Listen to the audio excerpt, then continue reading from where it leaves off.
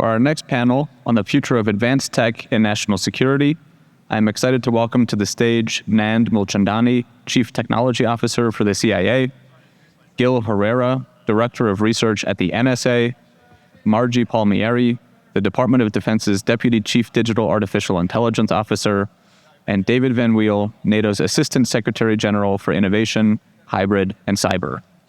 Joining them in conversation is Suzanne Kelly, CEO and publisher of the Cypher Brief.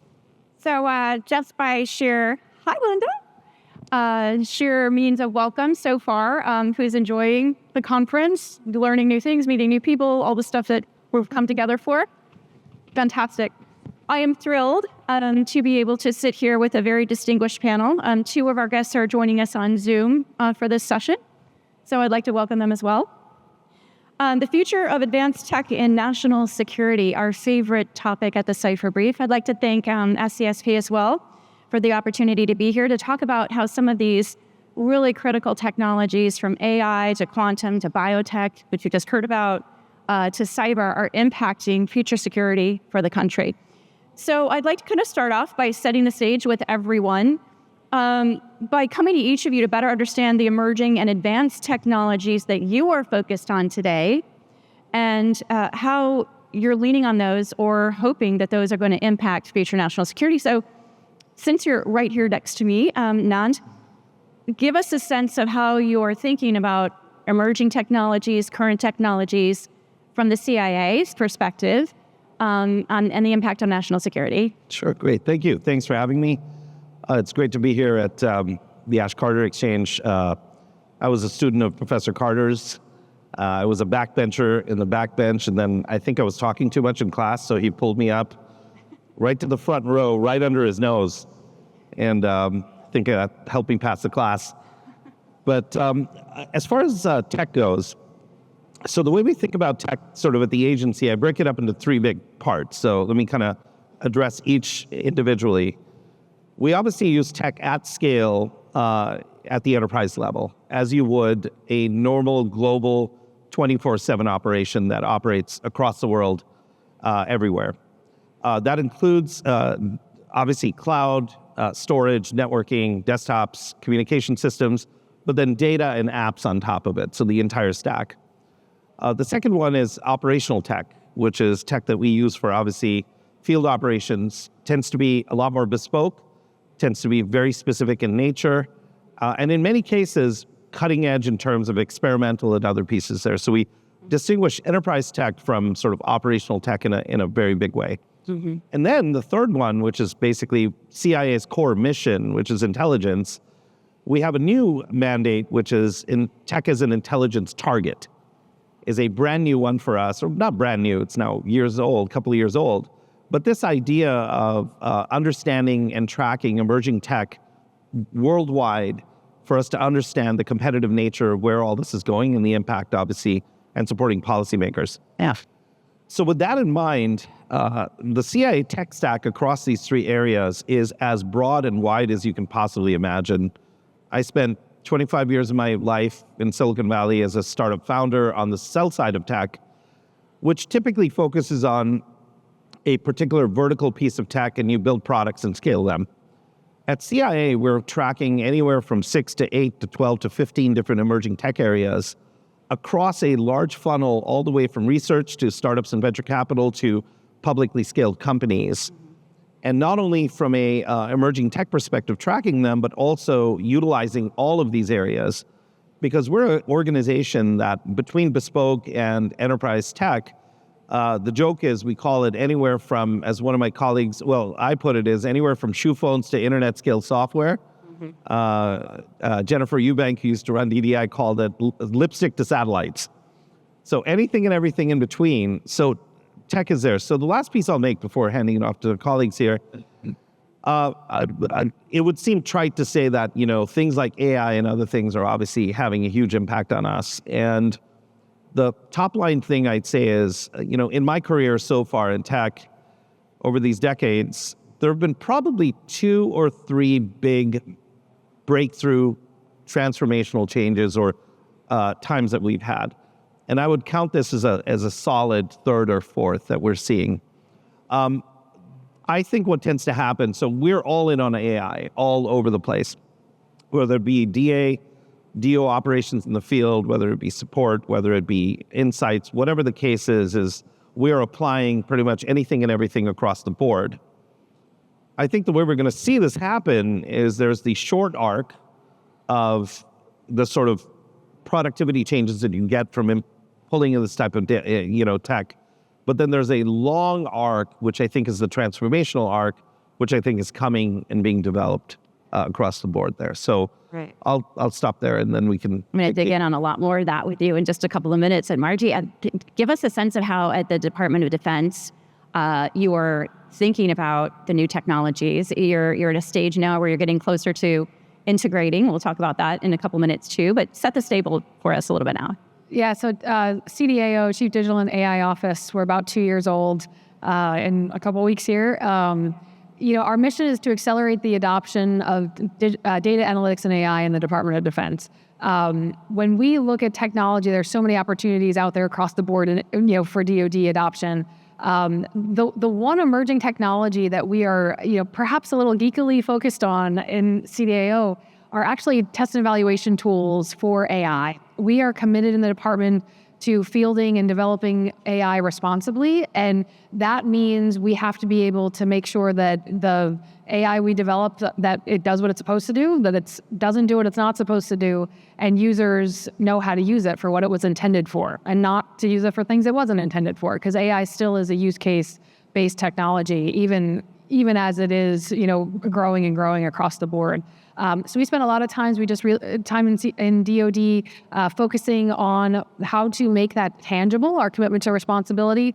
We released a Responsible AI Toolkit, which allows organizations both in government and in industry to take a look at their tools, how to test and evaluate them, how to think about risk management and how we use them. And then we're building out the framework as we do more with autonomous systems, with the Replicator Initiative, and LLMs and Task Force Lima. So making sure that what we develop can get over that adoption valley and into the hands of users is really key, and test and evaluation is the mechanism by which we do that.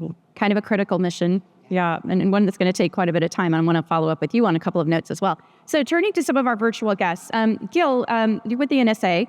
I'd love for you to kind of set the stage for how the NSA is now thinking about these emerging technologies, also the traditional technologies that you're used to working with. How are you looking at the next 5 years? Yeah, I think what we need to realize is technology is evolving and still usable, and it's not sold by government investment. It's very different than it was in the 1960s. When at the start of the 60s, microelectronics market was about 60% government. By then it was 20%. Now it's hard to measurable.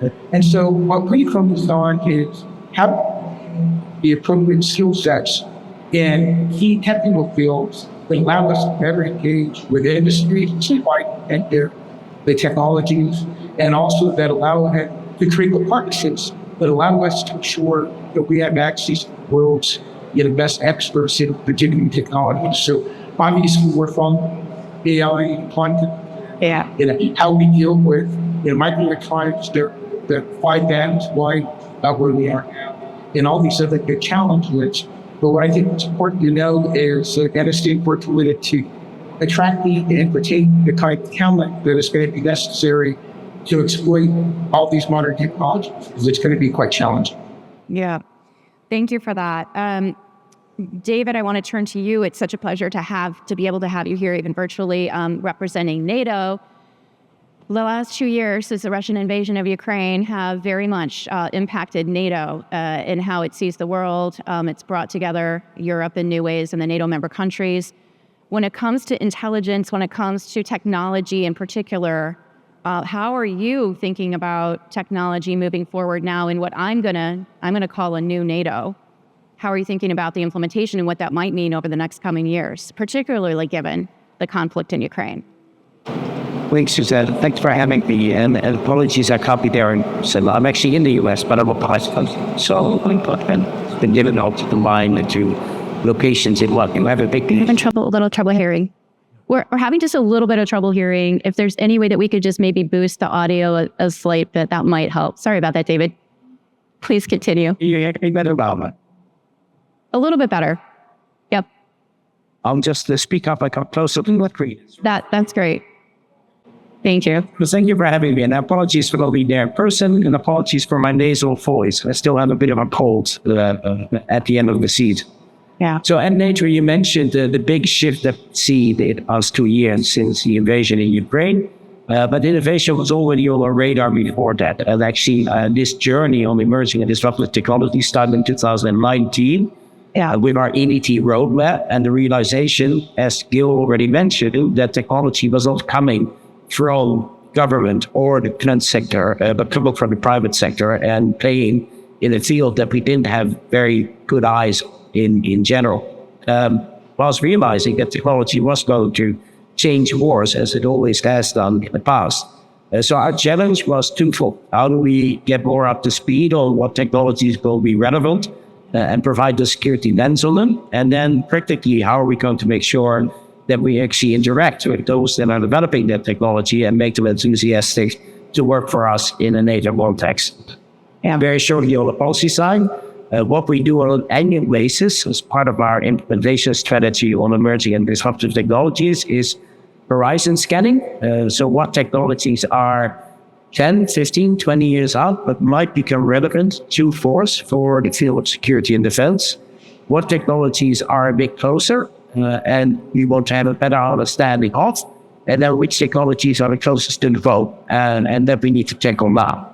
And if I look at that whole field, then at the moment I would say that AI, data, autonomy are the ones closest to the vote. Then we have individual strategies for those technologies, how to deal with them, how to foster the technologies, but also how to protect ourselves against the use of those technologies.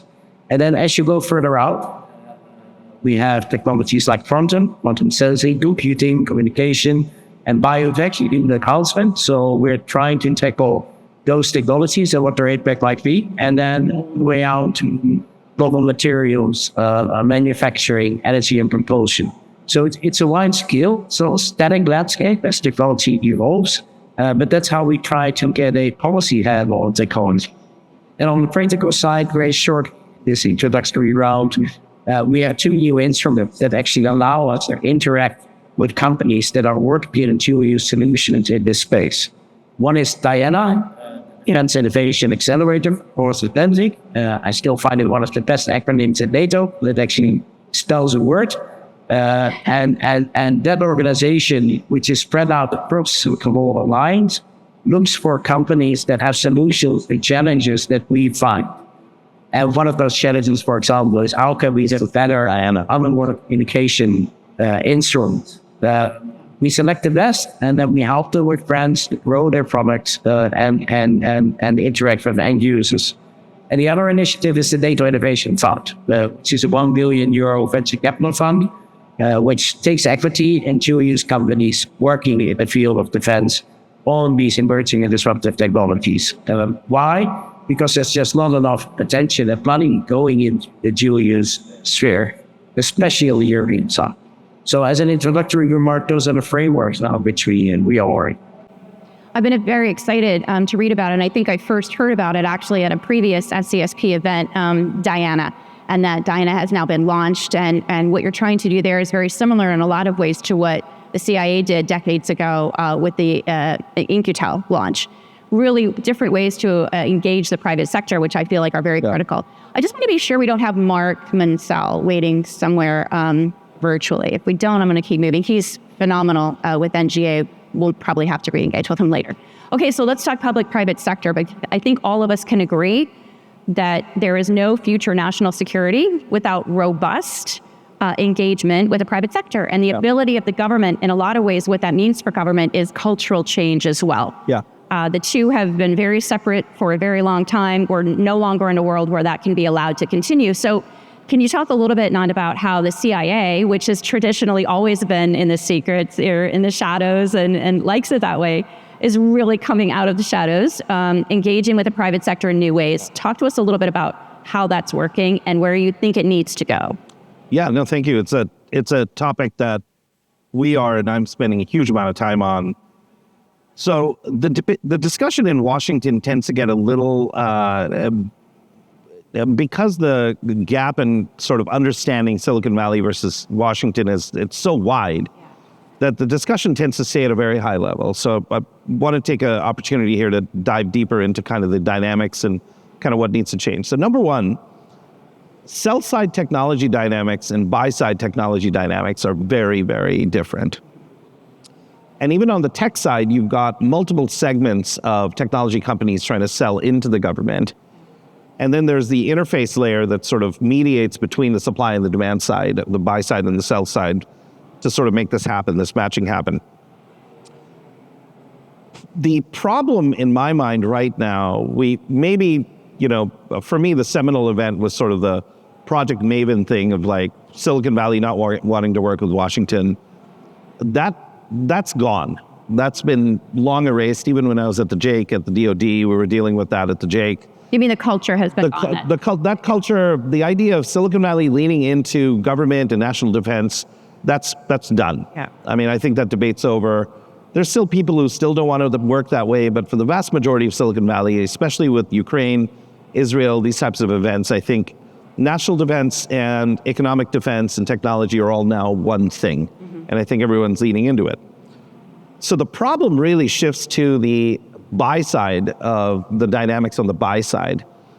And at CIA, we were sort of really rethinking all the way from the ground up, how do we change the buy side dynamics in terms of really making this interface work properly?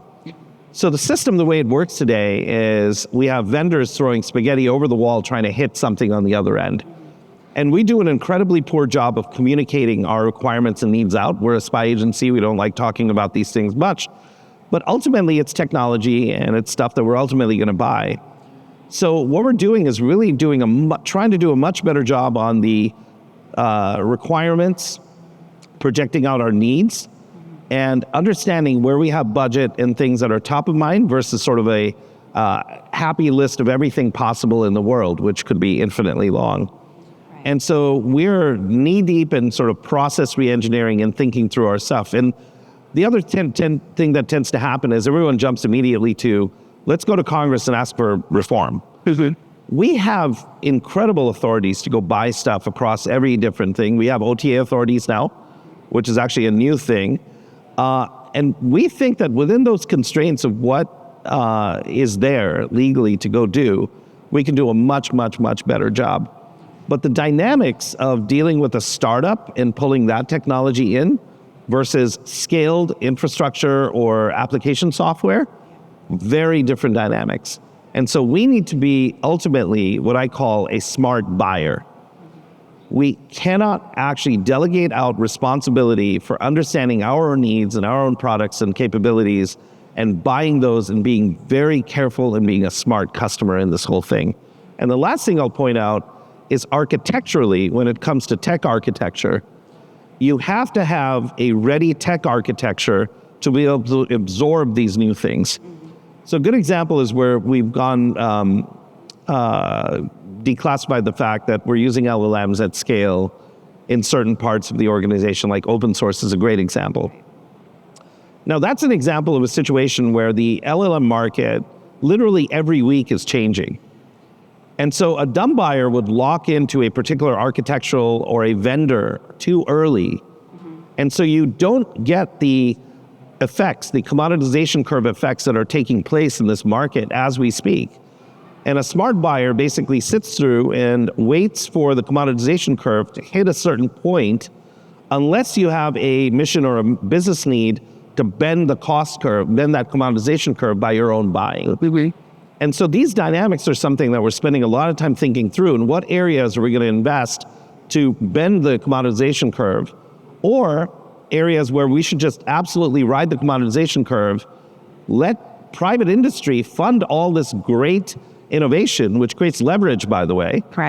Right? As a single author of an LLM versus a selection of 1,000 LLMs, which one would we take? I'd take the 1,000 over one every day. So using sort of commercial ideas and techniques on how to be a better buyer of technology and a deployer of technology is really where we're taking the agency in our thinking and business operations. It's really interesting that the agency made the decision. Are you there 2 years now?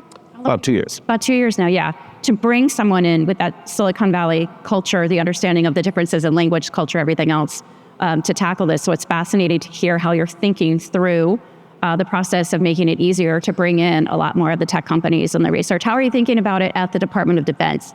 Because you have a much bigger workforce that you're in charge of, not only identifying and bringing in the vendors and the private sector companies that have the technologies you need today, but getting them through the process so that those can be implemented in across a massive organization. I don't know how your hair's not on fire every day. Yeah, no, I mean, so the department has been on I will call it a digital transformation for about a decade. And we started and had to really think through how to bring the private sector innovations and way of working into the department. And through a series of pilot projects, use cases, try by fire, mission needs that have demanded new technology, we have worked through how to make it work. We've proved that we can do it. And now the real challenge before us is scalability. So we think a lot in CDAO about kind of the pipeline that has to exist for new companies and new technologies to come in and be able to be fielded.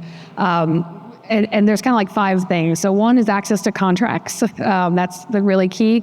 We run an ecosystem inside of CDAO called Tradewinds, and the whole purpose of it is lower the barrier to entry for especially new companies, non-traditional companies to come in. We've had awards within 8 days, within 13 days. In order to come into the marketplace, you need a 2-page white paper, a 5-minute video. It goes through a review process every month where it goes before a panel, and then if it makes it in, that's your competition. So now you're in the marketplace. Anybody in DoD can write a contract from the marketplace to a specific technology. So we've lowered that barrier to entry for those that come into the marketplace. Next thing is access to our data. So we have a lot of data in DoD, and we've actually, over the last decade, pulled a lot of it together. We know where it is, we know what's inside the databases, how to communicate that, but we really have not opened that up to industry. So we're thinking a lot about how do we get government and industry to collaborate together on kind of a master data catalog at least, right? To make it more self-service for industry to be able to find what data exists and to be able to broker that sharing of data across the board. Of course, industry needs access to funding, and our congressional partners are key in there, and they need access. And they need access to networks. We've actually hired an authorizing official inside of CDAO who is super innovative and is really thinking through how to put in place the reciprocity pieces and lower that barrier to entry from a risk management standpoint and not just a checklist process. Yeah. He's working really closely with our CIO in some innovative ways to do that. The last thing that industry needs is access to our users. And so this is a foundation for CDAO and DoD that as we go on our digital journey here, we released a new digital AI and adoption strategy last fall. And underpinning it in our practice is experimentation. So often we put experimentation off to the side, and it's something that we do for just testing out new things. We've taken on board experimentation as a pathway by which we put users and industry side by side. They get that feedback loop going, and then we can immediately pull through our ATO and contract vehicles that are designed to be really agile, new technologies out of there and into the DoD very quickly. We've a ways to go, I think, to perfect that pipeline and to really scale it, but we're looking at all the pieces that have to be in place and trying to create that smooth pathway going forward. Has there been one kind of lesson learned since the fall? Like what would you say is the top line lesson learned so far? My goodness. We have a ton. We run a Global Information Dominance Experiment Series or guide every 90 days where we put users from across the combatant commands and the services into the field with new technology. And number one probably is the workflows have to adapt in order to adopt the technology. And we say a lot of times DoD doesn't have a technology problem, it has a technology adoption problem. And in this space, the users are critical to adoption and making sure that we're rethinking and redesigning our workflows to really bring in this technology is the thing that's going to guarantee their adoption and sustaining power going forward. Yeah. So the NSA has partnered with industry. They've got quite a bit of experience in partnering with industry as well, but I would dare say that we are in a very different era today than we were maybe even 5 years ago when it comes to how quickly technology is advancing. And I'd very much like to hear how the NSA is trying to stay ahead of that curve and how you're engaging, how you're changing internally whatever is needed to change your ability to adopt faster to some of the new technologies that are being developed outside of government. Yeah, first I'm going to be against you that AI runs very quickly. I used to say that microelectronics was measured in dog years. With AI, I've been saying that, that it's measured in fruit fry years. It is going very fast, but NSA is not new to the game. The reality is some of the very similar work in hidden Markov models, which is some of the mathematics behind many of these algorithms, emerged out of NSA about 60 years ago. NSA and NIST formed the first intergovernmental AI working group in 1984 or 6, roughly 40 years ago. We've been using AI for over 20 years, and we've been building and using AI models for well over 10 years for items like language translation. But what's different now is if you look before the ChatGPT moment, most of the models in use were built using highly curated data sets that were trained with a model that was quantifiable, or rather algorithms quantifiable, one we understood, and then typically involved human intervention for tagging. So you could characterize things like error rates and information volume, all the Shannon information theory stuff. And so that was what I call easy AI, because even though it really wasn't easy, it took modest platforms, many tens, if not hundreds of GPUs. It is quite useful. I think what's different now is with these large language models built on tens of thousands of GPUs with hundreds of terabits of data. That is what we are working now to figure out how we can appropriately use them compliantly. And let me emphasize the word compliantly, because in the past, we had control of the data the models were trained on, and we could build in compliance with privacy-wise a priori. And what we need to do now is to figure out how to compliantly use commercial large language models. It's these models that give the emergent properties that allow you to do things like interact with humans, summarize reports, those kind of things. And we have very active programs, a number of partnerships to figure out how to do those compliantly. But another area we have expertise in is in security, not just cybersecurity, but security writ large. And we have been doing work in AI security for some period of time. We announced last September that we are starting up an AI security center. It is run out of our cyber collaboration center. And that's an appropriate place because they have the authority to engage with industry on regulatory problems in ways that are necessary to do that.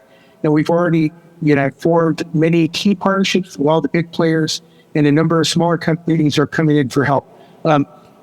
Very clearly, cybersecurity has a long way to go. We have active research programs in it. Industry is much better at that, and so we're working to make these security measures available to everybody, because that's going to be a key issue. Yeah. I want to talk, David, real quickly about something that it's been a recurring theme here at the conference today, and that is on biotechnology. So let's do a deep dive into, I want to talk about quantum as well. But when it comes to biotechnology, I know that NATO is really working to expand the biotechnology and human enhancement technologies. Can you tell us a little bit about what you're doing and how you're thinking about that? What is your end goal? Yeah, thanks, Suzanne. And our biotech implement the strategy is actually mostly public. I think that's one of the novelties of the work that we're doing in emerging and disruptive technologies, is that we try to engage with the private sector, with these startups that are actually working on technologies. That also implies that you can't work in a supply level, like you normally do in the NATO environment on this. So if you go to the website of NATO, you can actually find a large part of our biotech, even a how-to strategy. And we'd be very careful how we approach this work strand, because before you know it, you will enter into the domain of the Russian lies of the NATO biotech labs in Ukraine and all the horrible things that we're supposed to be doing there against the Ukrainian people and against Russia. So our approach has been to position NATO as a defensive alliance that wants to harness this technology in a moral and responsible way.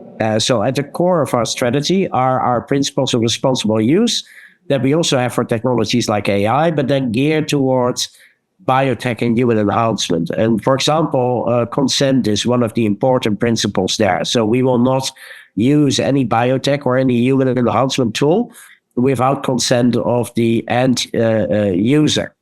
But also accountability.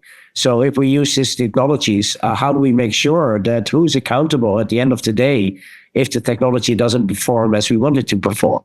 So by creating this platform within NATO, having 32 nations that are at very different stages of development of these technologies, working together on the same page, on the basis of the same principles, and connecting to all the ecosystems that we have in the biotech domain, we're hoping to become a smart user, buyer, and interactor with this private sector. And especially in biotech, that is very, very important. We did a quick scan and found out that China is investing 1,500 times more in our biotech industry, so not theirs, but ours, than we are. So there's a huge issue of us trying to get our heads around this technology that has huge security implications and make sure that we harness it in a responsible way. My experience, I was in San Francisco 1 month ago with some of your biotech companies that are at the forefront of these new technologies, for example, in genome editing for prevention and curing of diseases. They're happy to engage with security officials. So where up until maybe 5 years ago, or maybe even up until the invasion in Ukraine, there was hesitancy to cooperate with security organizations like NATO. Now we see that they see that their technology can also be used for bad purposes, and they want to engage on how to prevent that. There has been a real change of culture, which we were just talking about, right? Yeah, and I just wanted to add to a couple of these areas like biotech and quantum and things. Yes. One thing that's happened across all these emerging tech areas when you see it is this sort of commoditization curve that I talked about. So there are two trends, right? One is the commoditization curve. Obviously, there's a utilization curve and unit volume curves. But a third sort of thing that's happened among these areas is that we've seen a spillover effect from a hardware-based science or technology that turns into effectively a software problem. Once you move something from a hardware-based process and move it out of big R, big research, into little d, startup and venture capital community, and then to public scale, you end up in a situation where you're then, again, driving dramatically down this unit cost curve, commoditization curve, but it drives up the cycle time and the innovation in these markets. Now, so what's happened is when you look across the spectrum, and biotech is a great example where effectively CRISPR and biotech has turned into basically a software market. And once you're there, then it blows the door open, not in terms of also speed, but democratization of the tech. Mm-hmm. And so at CIA, one of the things we're having to contend with is this issue where every single one of these markets we just talked about is just so heavily democratized that there are no more moats when it comes to competitive advantage for nation state one versus nation state two, or company one versus company two. And those dynamics, being able to obviously look at and track and understand what's happening in these markets becomes incredibly hard. Mm-hmm. And not only do you end up with situations which we think of as strategic surprise issues, which is once you have such a diffusion of this technology out there, the ability to come up with new novel things off of these democratized pieces, throw in enough GPUs, throw in enough compute, throw in enough storage and networking, and voila, all of a sudden you've now invented with software something completely new. Yeah. This is something that becomes really, really hard to track in today's environment and world. Yes, and predictability is always very, very different. Right, I call this the sort of the OODA loop, which used to be the sort of, your OODA loop on the sort of military side is now turned into your DevOps loop. Yeah. So if you look at what's happening even in a place like Ukraine, the DevOps cycle has become the determinant factor in terms of, when you look at that war right now, it's a combination of World War I meets Terminator, mm-hmm. right? You have trench warfare with stuff flying overhead. And in that situation, the physical side of the trenches doesn't move. But it's the OODA loop or the DevOps loop that basically allows you to turn around the tech in such a way that changes what's happening on the ground. Yeah. And it's fascinating to see how the impact of tech is changing something so hard on the ground.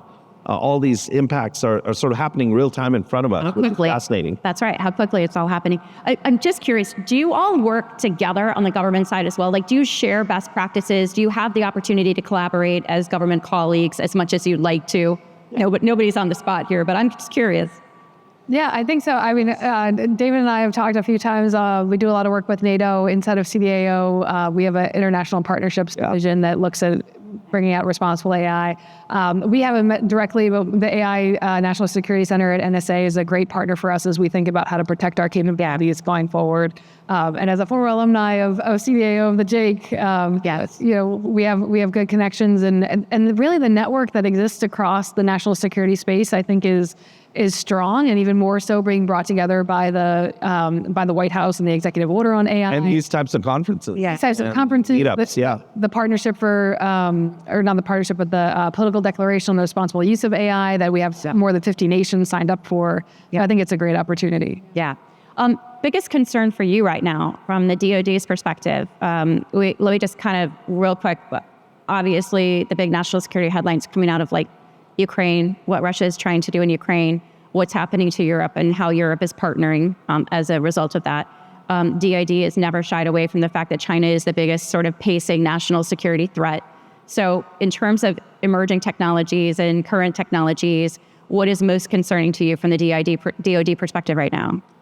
Yeah, I think, the pace of change is so great in the technology sector right now, and maybe less concerning, but more around how do we harness that and how do we stay up with that pace. And so many of our processes they take longer. They're based off an industrial age. I think we've seen a lot of really great new authorities, as Nand said, from Congress in terms of acquisition and what we can do with acquisition and move that faster. We've gotten a lot of great recommendations from the PPE Commission around how we do budgeting, and we're looking inside the department around how to speed up requirements and how to move faster there. I go back to experimentation as the way by which we're going to learn how to do this. As you bring together users and new technology, we don't always know how to predict the best areas that are going to give us the biggest, return. And that experimentation allows us to go forward, bring things in quickly, try them out, get feedback on it, and then adapt from there. And I think this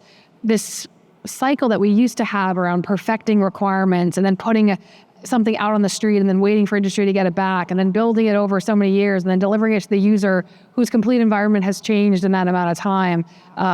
Those days are over, except for those things that are truly going to last, platforms that may last, decades. When it comes to software, it has to be iterative, it has to be quick, and making sure that we've got that cycle up and running and able to be responsive to the environment. And then I'll go back to the test and evaluation piece and making sure that we can really give our operators trust in these technologies. I think that piece is absolutely key, that it's not just a matter of how quickly we can develop in field, but can we give them the confidence to use it where it matters most effectively are the things that we think about. Speed is such a critical issue when it comes to this, and speed is not something government has ever been known for. Yeah, like just to add to the testing thing, I'll foot stomp that. Yeah. For instance, our director of analysis is spending a huge amount of time thinking through how does it impact the sort of analytic work at the agency. And I talked about the short arc and the long arc. Yeah. You see these new technologies, which are just absolutely amazing. Obviously, it's all going to be world changing and everything. But when you're actually starting to deploy this, so think of the analytic function in the middle. On the right-hand side, you have hallucinations. And I call this the sort of, crazy drunk friend model, where these LLMs can take you into, which is great, by the way, in certain cases when you're trying to think outside the box and really get to low probability outcomes, et cetera. Fantastic at guiding you there. But then on the other side, you have rabbit holing and sycophancy problems, where these algorithms are incredibly good at probing the innards of your brain to find out that one hole, that sugar spot that you love, right? This is the TikToking effect. This is the YouTubing effect, where it'll drag you down a rabbit hole into something that's a bias or a vulnerability. Right. And so all of a sudden now you have these sort of two different differing behaviors of these systems, and trying to rationalize them in the middle of something that's, needs to be highly predictable, highly explainable, et cetera. These are all big challenges that enterprises and organizations like ours have to think through. So we see the power of all this, and we're all in on sort of experimenting, learning, tuning. But it's issues like, testing, verification, understanding, explainability, AI security is tied into the whole thing. That entire bag of stuff is all connected and very, very important. Balancing speed with responsibility. Yeah. Bingo. Exactly. Because we're on this topic and you brought up the analysis mission of the CIA, I want to also ask you, basically, I can't help it, is a very sexy question, the operations aspect of the CIA and what the technology, how that is impacting the CIA's ability to do what it has always done, which is go out and steal secrets, right? And not be identified while doing so. No, he's even what can you say about how technology and how you're thinking about leveraging it to allow you to continue to do that most effectively in the future? So we do publicly talk about the fact that it is very hard now for our case officers to go out and as you said, steal secrets, especially in hard target areas, smart cities. I call it it's what we call ubiquitous technical surveillance. The idea that our case officers are, and actually everybody's being watched continuously through video cameras, biometrics, and of course the root of all evil, the cell phone. Now, taken across that, we as the agency publicly talk about this. By the way, it's also hard for our adversaries to do this work, around the world. So all intelligence agencies are dealing with this problem in the field. We obviously, the stuff we can't talk about is the stuff that we're doing to mitigate, evade, and actually continue to conduct our work.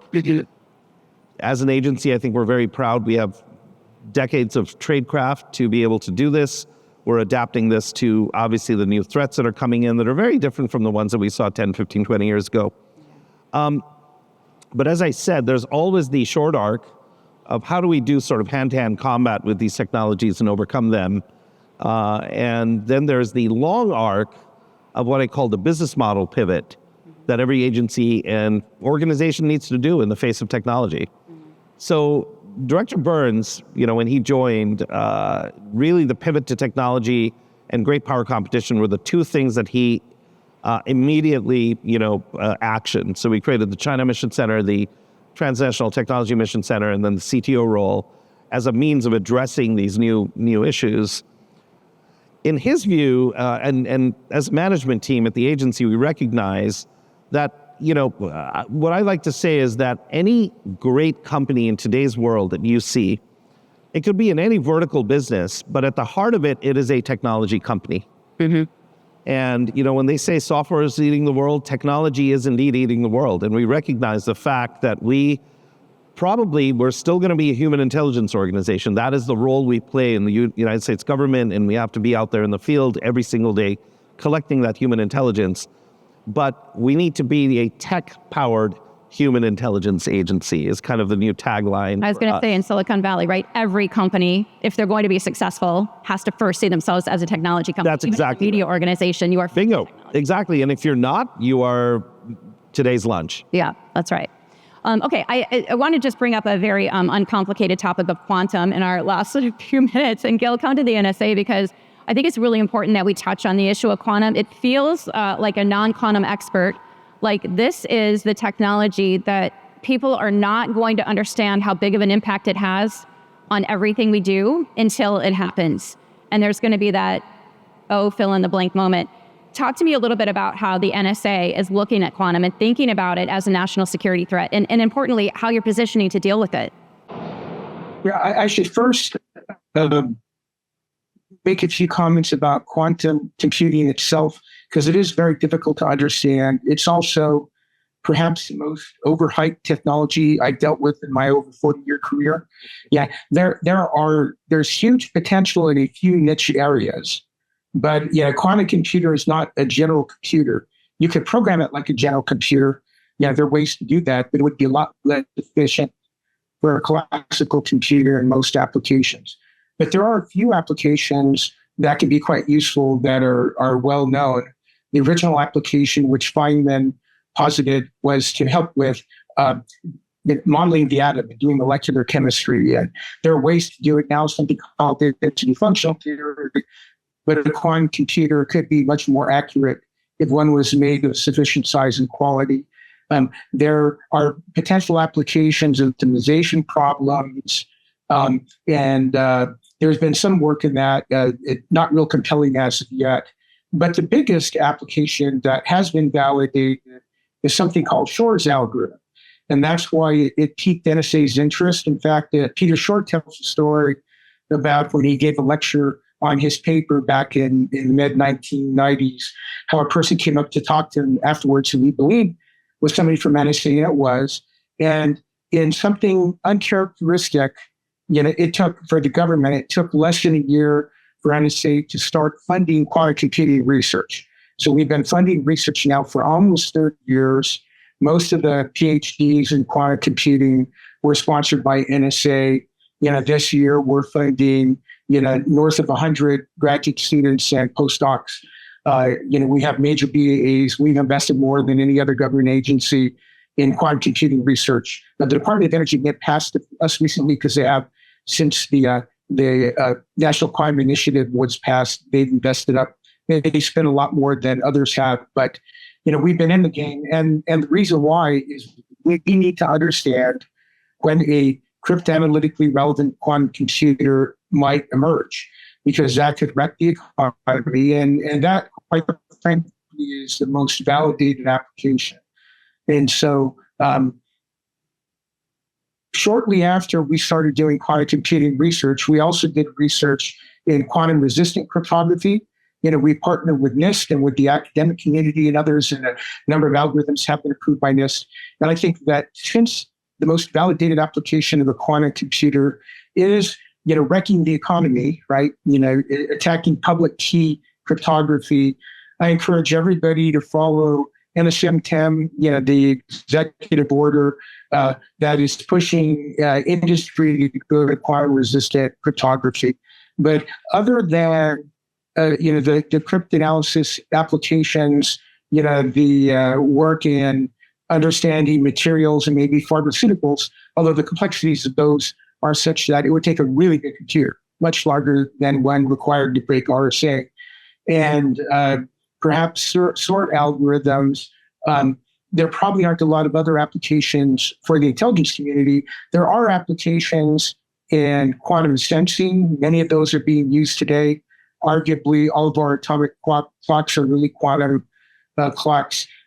Quantum communication, I think, is still a way off. There are means to do what's called quantum key distribution.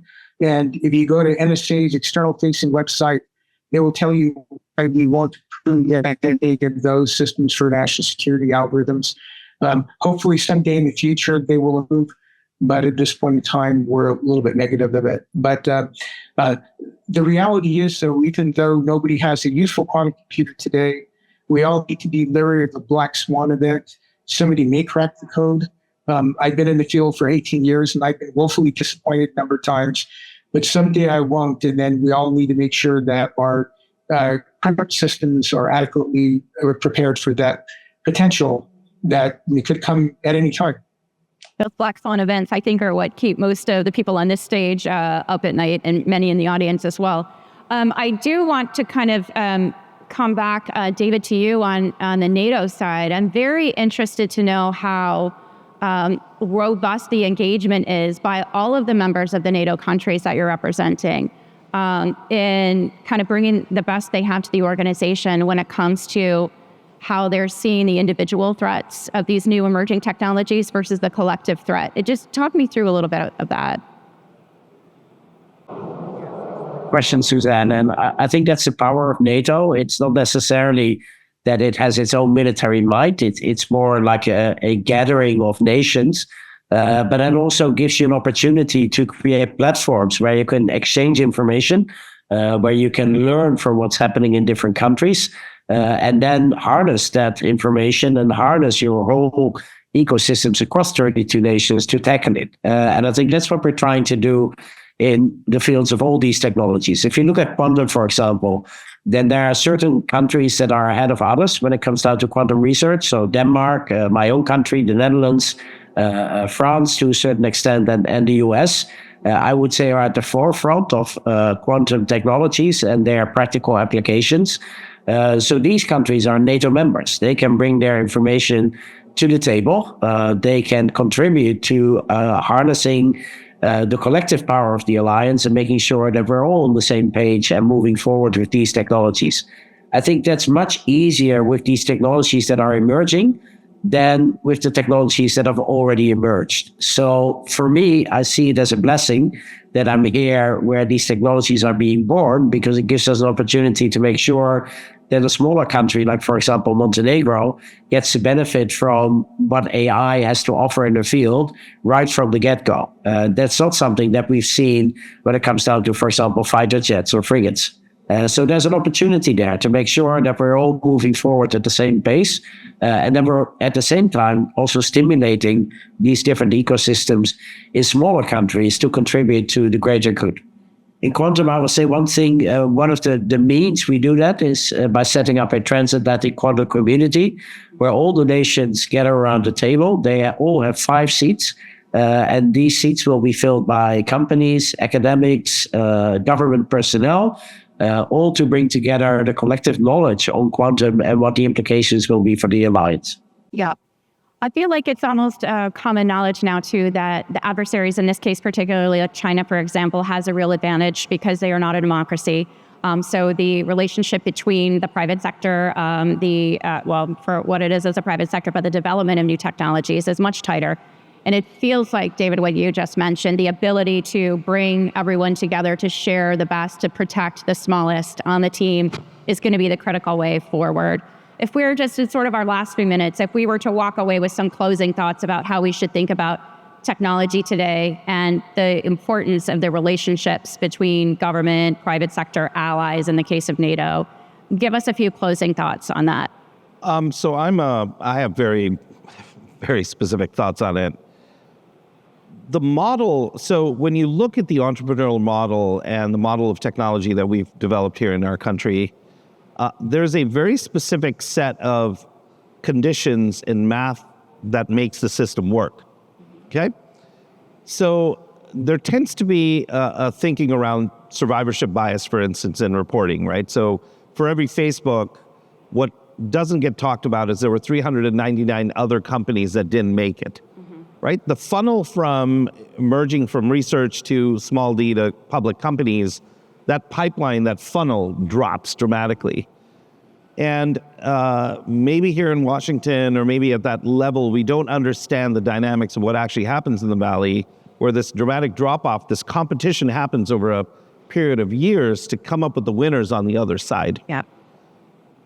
So I typically call this the million monkeys at a typewriter thing, where you put enough people and throw smart people at a problem, individually one winner will emerge out of it. The point, though, is you can't pick the specific monkey that is going to crank out Shakespeare. You know, one of them will probabilistically, but you can't pinpoint, you can't pick the winner. All the VCs would love to be able to. Oh, they would be able to, if they do that, there'll be a trillionaire. The state-sponsored model of economies where the winners get chosen by bureaucrats to be winners or losers doesn't work in a general competitive sense.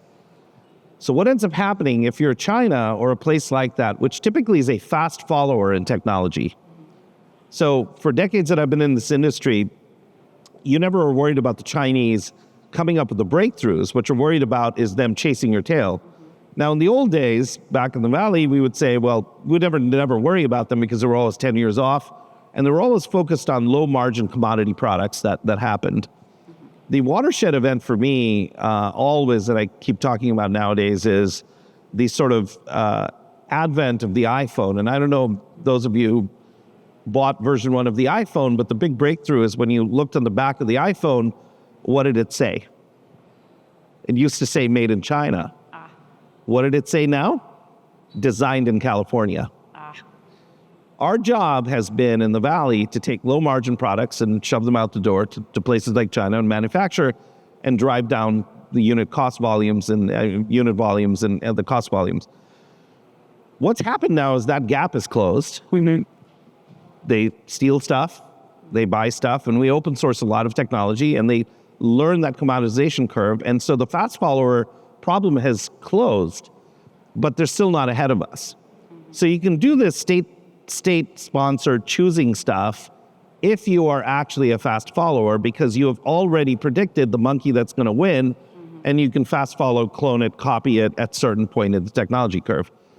So as an entrepreneur in the United States, I think our system works great. You have to maintain it. You have to keep filling the bucket on the research side to be able to flow things through. And we'll keep generating those. So the point that I always have is we got to put on our running shoes. We have our running shoes on, I think, as a country. We got to keep running fast. Yeah. We got to obviously protect our IP, protect our companies, protect these breakthroughs. But overall, I think we're still, it's a great competitive nation. We've got a great technology, industry, and we just got to keep on running fast. Speed keeps coming up time after time. I'm getting anxiety just thinking about it. Margie, closing thoughts for us? I know we have a lot of fun having the technical conversation, but the people, and, yes. And across every possible aspect of our business. So from the leaders who have to be aware of the new technology and how to apply it to create the conditions for learning and iteration and failure. Like, we're all learning this together, and so we've got to make those conditions available to learn and to get back on and to keep iterating. To the back office functions of HR and acquisition and budget that have to respond in different ways to how we're going to be able to leverage technology, to our partnerships and being able to have open conversations and find the lessons regardless of if they didn't come from us, they came from somewhere else, and how do we harness that and do that speed of learning. And so we are the digital functional community manager for the digital workforce inside of DoD, and we're thinking a lot about how we create career paths and communities and networks of people inside of DoD to do the skill set, how we recruit them, how we retain them, how we don't retain them, right? And how we let them go back into the private sector, get their skills back up and then bring them back in at another date, and make sure that we have that balance between folks that understand the technology, but also how we take everybody in our ecosystem and employ them to be able to leverage this new tech in new ways. So yeah, even though we like to talk about the tech, I always come back to the people. I think the people and the relationships, I've heard time after time, if you don't have those relationships, which is why I was so interested in the sharing component, then you can have the best technology in the world. It's not really going to matter. We have about 60 seconds for some closing thoughts from you. What I would say is partner. We need to partner across government. It's really expensive, new technology. We need to partner for that. We need to partner with industry. And equally as important, we need to partner with our international allies. And I'll reserve 30 seconds to my colleague.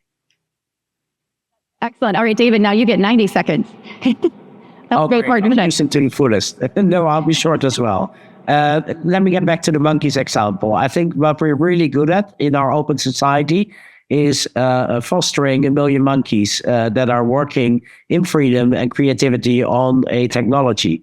What we're really bad at is sticking the course when we get down to 10 monkeys. And I think China is better at that, throwing large amounts of volumes of money in final stages when we are afraid to pick winners because we're afraid to also pick losers. I think we need to be more courageous there, have more vision, and stick the course, because at the moment we're doing a lot of the hard work, going down from 1 million to 10. We might as well stick the course and make sure that we prevail in the end. I just want to take one quick minute before we wrap up here and not only thank everybody on the stage, everyone joining us virtually, but I want to thank SCSP for bringing this group of people together. Just sitting here right now in the audience, I'm looking at the former director of the Joint Artificial Intelligence Center at Jake, when it was still Jake, who's here. I'm looking at the former head of analysis for the CIA in the audience. So I really want to encourage you all, if you're not, I'm sure everybody is talking to each other. I'm an introvert at heart, so it's hard for me to do, but I still know how important it is. I want to encourage you to also talk to the people in this room. I'm incredibly impressed and very delighted that the Cypher Break could be a part of this with SCSP. So thank you so much. Onward, quickly is the final word. Thank you. Thank you.